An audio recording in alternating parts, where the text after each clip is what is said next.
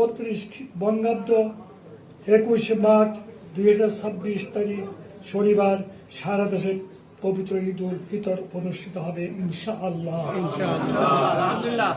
মহান আল্লাহ রাব্বুল আলামিন আমাদের সকল নেক আমল কবুল করুন। আজকের এই অবস্থায় বিশেষ করে আমার প্রিয় সাংবাদিক ভাইদেরকে আমি আমার আন্তরিক মোবারকবাদ এবং ধন্যবাদ জানাচ্ছি। আল্লাহ পাক আমাদের সবার জন্য পবিত্র মাহে রমজানের ফজিলত কবুল করুক এবং ঈদ উল ফিতরের শুভেচ্ছা সবাইকে। আসসালামু আলাইকুম ওয়া রাহমাতুল্লাহি ওয়া বারাকাতুহু। Thank you.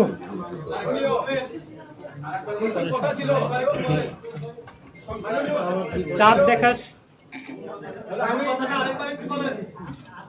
বলেন না, প্রশ্নটা হলেই তো জবাব হবে। বলেন আপনি। মাননীয় মন্ত্রী, আগামীকাল কি ঈদ হচ্ছে কিনা এবং শাওয়াল মাসের চাঁদ দেখা গিয়েছে কিনা? চাঁদ দেখা যায়নি।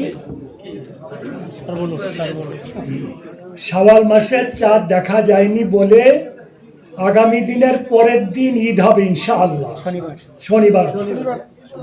মাননীয় হ্যালো, আমার একটা প্রশ্ন ছিল, কথাটা হচ্ছে আমি 10 সেকেন্ড। ইরাকে সাদ্দামের পতনের পরে একজন ইহুদি 2 বছর নামাজ পড়ানোর পরে ধরা পড়েছে, মুসলমানরা নামাজ পড়েছে।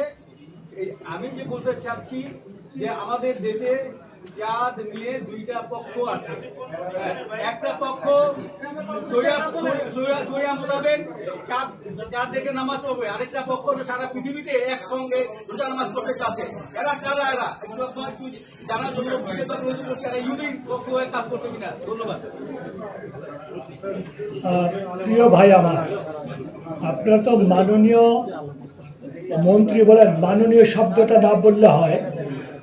আর সবচেয়ে বড় জিনিস হলো কি, আল্লাহ রসুল সাল্লাল্লাহু আলাইহি সাল্লাম যেভাবে বলে গেছেন সেভাবেই আমরা সবকিছু করব, এর বাইরে আমরা কিছু করতে পারবো না।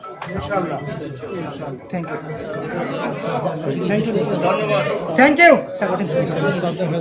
আর আমি আমার প্রিয় দেশবাসীকে আমাদের মাননীয় প্রধানমন্ত্রী তারেক রহমান সাহেবের পক্ষ থেকে ঈদের শুভেচ্ছা জানাচ্ছি, অগ্রিম ঈদের শুভেচ্ছা জানাচ্ছি এবং ঈদ মোবারক জানাচ্ছি।